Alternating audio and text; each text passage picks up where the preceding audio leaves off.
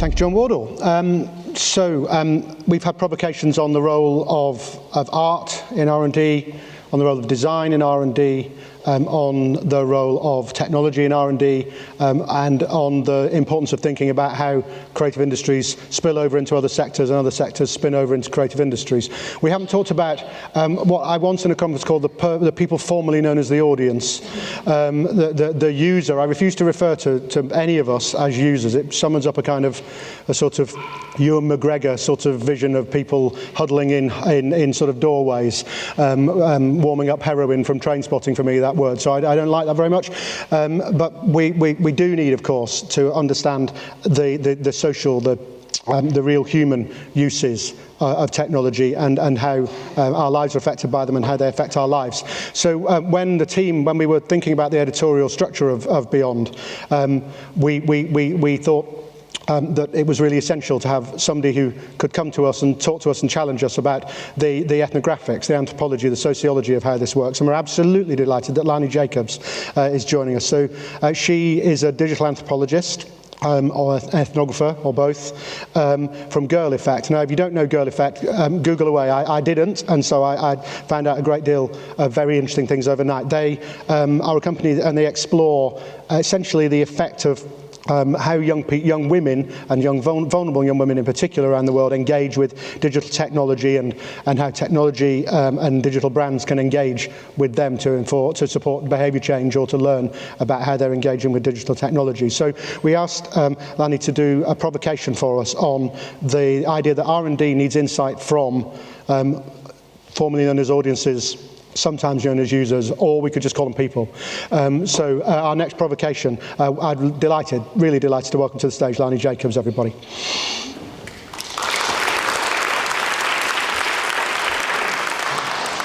Hello, everyone.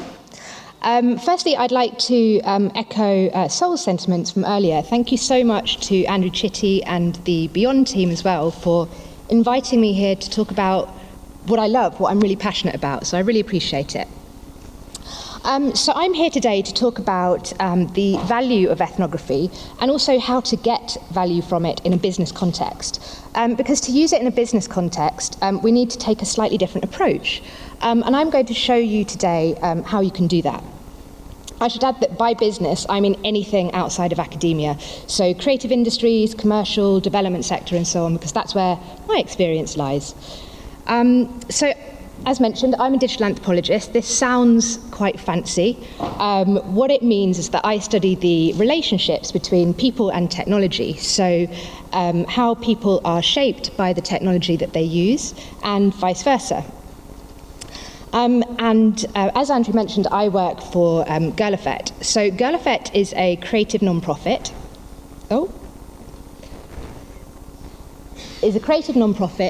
And we design or we build youth brands and mobile platforms to empower girls to change their lives. And we do this because we believe that if a girl believes in herself and her community believes in her too, a whole belief system can change to uplift her. So we're really focused on social change and individual behaviour change. So today, when I talk through the value of ethnography in business, I'm going to use one of our mobile platforms as the example of how it can be used. And this platform is called Springster. So Springster is, or aims to digitally connect marginalised and vulnerable girls around the world. It's an online community, essentially, featuring content designed specifically for vulnerable girls, and in some cases also created by these girls as well. So this can be stories, it can be articles, it can be quizzes, it can be polls, and so on.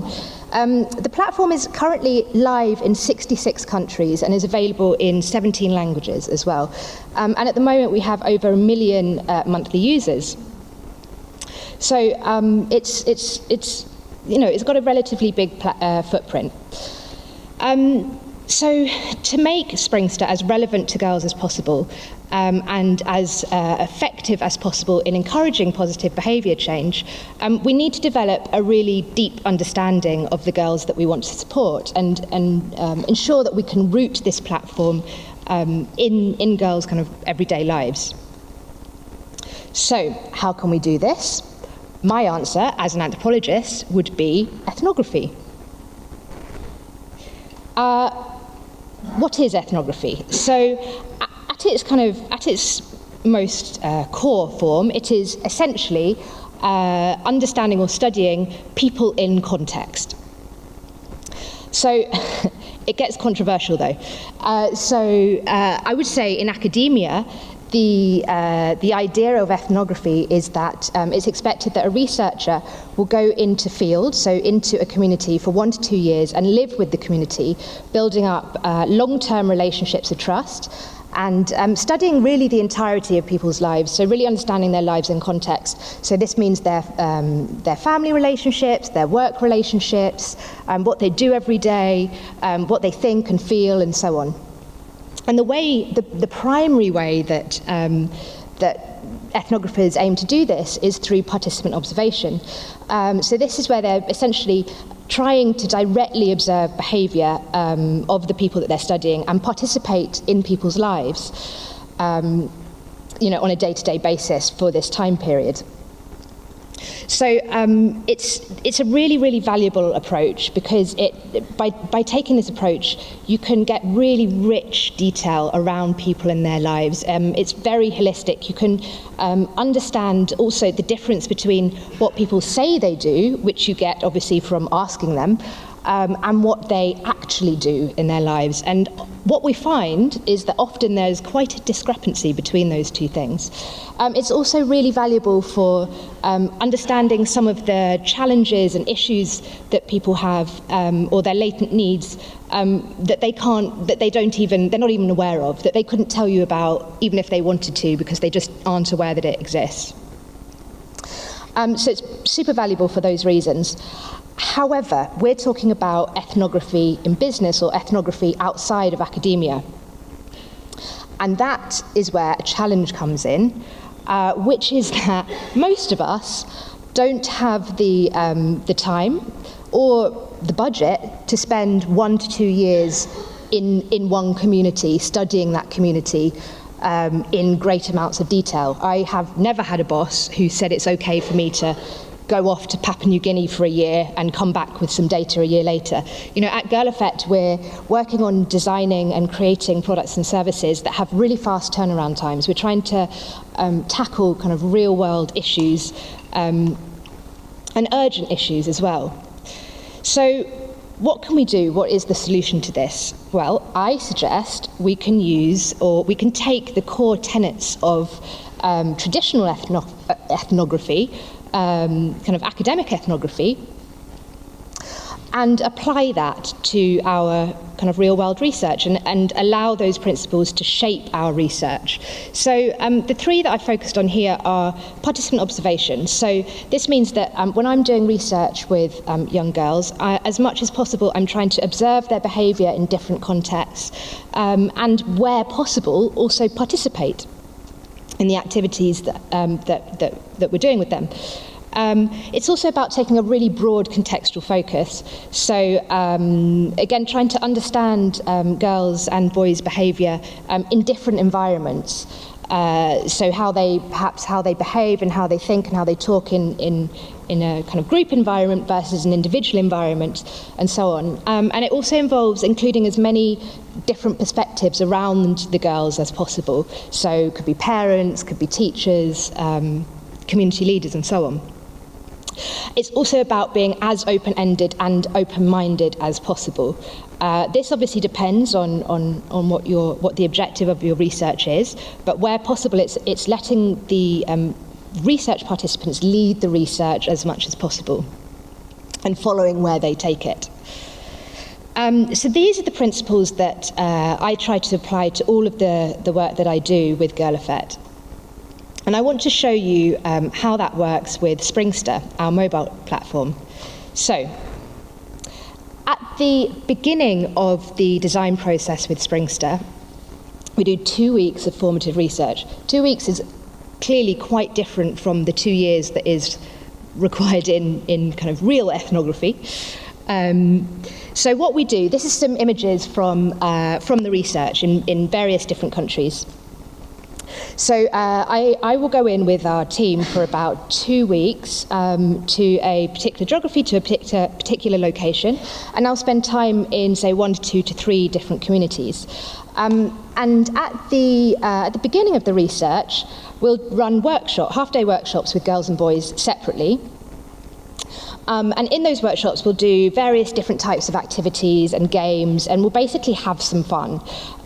This is really, really valuable for us as researchers, because this allows us, firstly, to begin to build up some of those relationships with our kind of research participants, and also to observe the social dynamics between girls or boys and their peers. I should add that when we bring the girls and boys into these workshops, we bring them in with a couple of their friends. So in the room you have a kind of mix of friendships and peers more generally. So it's really useful for observing how girls and boys behave in line with those social dynamics.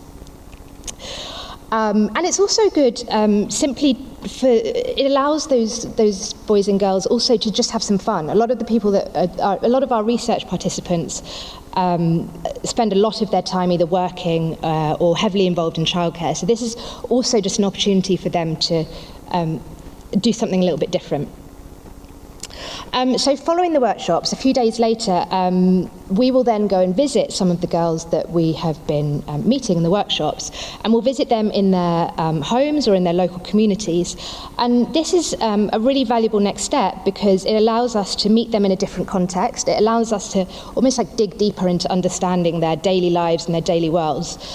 It's also very interesting to meet them in a different context, because quite often when we meet them at home, they'll have either family members or perhaps a couple of friends around, or they might be on their own. And quite often what we find is we hear different things from girls and boys in those different contexts. So this comes through really clearly, for example, in the research that we do in Nigeria, both North and South Nigeria, where girls have a lot of secrets. So we'll hear a lot about secret phones, about secret relationships, so secret boyfriends, secret friendships, and so on. But we'll hear about them differently at different times. So some people will talk about it in the workshop, but then when you visit them at home, it won't come up at all, because they'll have their mum there. Or they might mention it when their mum has literally turned around, and then they'll just say, oh, yes, I've got a phone. So it's really helpful for understanding some of the nuances around people's lives. And then following that part of the research, we then also meet some of the people in girls' lives and some of the people in the wider community. So, like I mentioned, this could be parents or teachers or community leaders, and we'll go and visit them in their either in their homes or their place of work, and we'll just talk to them about how they view the world and how they view girls' place within the world, which again helps us to understand more of this context around girls, and really helps us to build up a picture. So I'm going to show you some of what comes out of this type of research, and from my perspective, it really begins to bring to life how you can still get really rich contextual data, even when you're not spending 1 to 2 years in one community. So this is an exercise that we do in the workshops with girls. So we ask girls to get into groups, and then we ask them to draw a girl from their community. This is not a real girl, it's a typical girl from their community, but it could draw from characteristics that they've seen in friends or that they're thinking about. And then we ask them to either write or tell us about that girl and about her life. So what she does every day, what her hopes and her dreams are, what her challenges are in life, and so on. And we also ask them to draw or write the most important thing to that girl, including the most important object in her life. And it's a really, really interesting exercise, we find, because as you can see, this is some of the, we call it girl persona exercise, where they're drawing this persona. But it's super open-ended. All we want to understand or know is develop an understanding of girls' lives in those communities. And as you can see, they come through actually really differently depending on where you are. So in the Philippines, we see lots of kind of manga-style drawings, and the girls that they draw tend to be a little bit more childlike than we see in some other places, and they focus a lot on the importance of studying and the importance of religion. As you can see, the girl there is holding a Bible in her hand. I should say all of the girls that they draw and talk about are between 14 and 16 years old, because that's the age of the girls that we're meeting. So when you compare that to the types of imagery and subject matter that comes out of somewhere like Tanzania, next to the Philippines, it's really quite different. So we can see here this girl is pregnant, and actually a lot of the drawings that we see from girls in Tanzania, they are pregnant. We see similar in Indonesia as well. And then a lot of what they're talking about is the challenges of having a child and being pregnant when you are yourself a child. Versus what you see in South Africa, where they draw, the focus there is often around your material possessions. What do you have? What do you own? They're very fashion forward. It's all about having the coolest clothes, the coolest phones, the coolest hairstyles. I had to include this extra girl persona, the little one at the top, because I just love the t-shirt where it says dope. I feel like that sums up a lot of what comes out of this exercise in South Africa. They're also super open about talking about where they get the money to buy these kinds of things. They get the money from blessers, which are basically sugar daddies, but they're very open about that. They'll talk about that in this exercise, versus Nigeria on the left, where actually a lot of similar behaviours are going on, but they won't talk about blessers or sugar daddies in this exercise. It'll come out, as I mentioned, it's more secret. It comes out in other ways. So you can see here, it brings out so much rich detail, and by doing so, you can see real diversity between different locations and different groups. I want to show you also another exercise we do to show you that this can also work when you bring in technology. So at another point in the workshop, we bring in mobile phones. So here we introduce, we give every girl, we give a phone to say 2 to 3 girls, and they have phones in pairs, and it's really important we do that so that no one feels put on the spot if they're not necessarily so confident using it. And we run the same thing again, where we say you can do anything you want on these phones. You can share anything that you want to share into this WhatsApp group that we've set up. One of the things we do ask is that if they have any advice for other girls, that they share that into our WhatsApp group as well. Again, this kind of brings to light so much rich detail, because firstly, it helps us to understand kind of digital literacy levels amongst the girls that we're meeting, and also mobile behaviours, so what people are comfortable doing and not doing in the communities that we're going to and that we're visiting. So I want to show you some of what comes out of this exercise. So this is from the WhatsApp groups. So in South Africa and the Philippines, when we say there's a WhatsApp group set up and can they share any advice they have, or they're welcome to share anything that they want to, they really go wild for it. They just won't stop sharing. As you can see, a lot of it is about love, which is perhaps no great surprise when you're talking to teenagers or teenage girls. But it's interesting because when you compare that to Indonesia, the exercise works very differently. In Indonesia, it basically just doesn't work, and we don't force them to engage in the exercise. But they're just much less trusting in the sense that they're not comfortable just sharing information or thoughts into a group where they might not know everyone there. And this is really important for us to understand some of these details and some of this behaviour.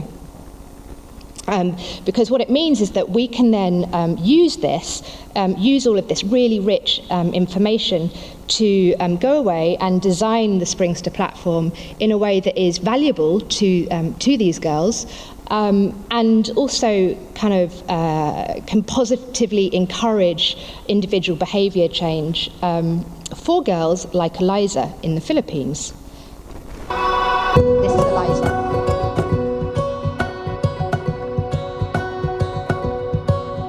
Aga, tapos nagre-ready po para sa school. Pagkarating ko po, kakain po muna ako, tapos maglalaba po ko ng uniform ko. Tapos yun po, magsa-cellphone, then matutulog. Ako po yung springster, gamit po yung pre-basics.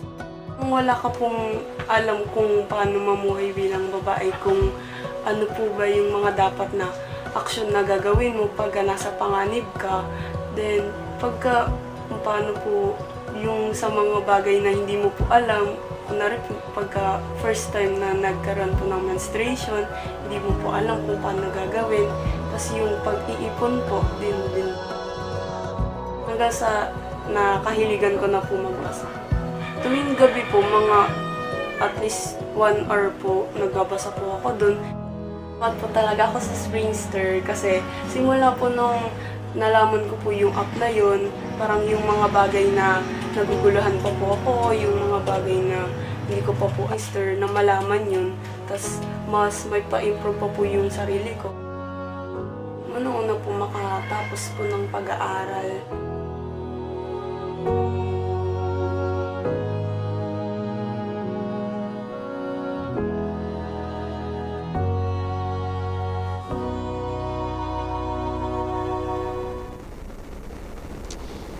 Thank you.